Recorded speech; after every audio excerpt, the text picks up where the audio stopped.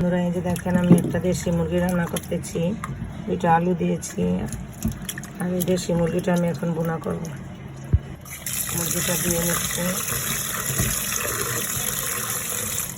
কড়াইতে তেল দিচ্ছি বন্ধুরা। বিসমিল্লাহ।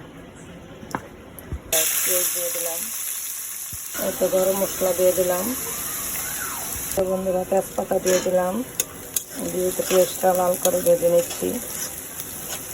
পেঁয়াজটা লাল হয়ে গিয়েছে, এখন তো পানি দিচ্ছি। বিসমিল্লাহ। রসুন বাটা দিলাম, লবণ দিলাম, হলুদ ফাঁকি, ধনিয়ার ফাঁকি দিলাম, ধনে মাংসর মশলা সব কিছু একসাথে করে বানিয়ে কিনে নিয়ে আসছি। মশলাটা কষানোর জন্য একটু পানি দিলাম, কষায়া তারপর মাংসটা দেবো। বন্ধুরা মশলাটা কষে গিয়েছে, এখন আমি মাংসটা দিয়ে দিচ্ছি। দেখেন দেশি মুরগি কত সুন্দর লাল টকটকা।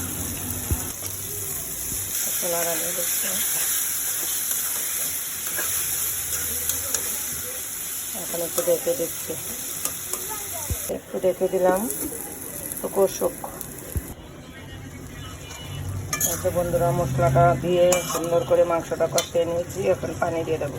তো সামান্য একটু পানি দিচ্ছি,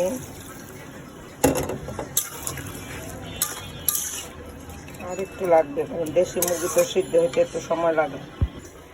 তো বন্ধুরা তরকারিটা আমার হয়ে গিয়েছে, এখন একটু জিরার ফাঁকি দেবো। একটু জিরার ফাঁকি দিয়ে দিলাম। বিসমিল্লাহ। তো বন্ধুরা তরকারিটা আমার হয়ে গিয়েছে, যে দেখেন কি সুন্দর করে রান্না করেছি।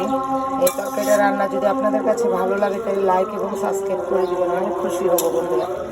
এখন আমরা সবাই মিলেমিশে খাবো দেশি মুরগি, নতুন আলু দিয়ে, অনেক স্বাদ খেতে।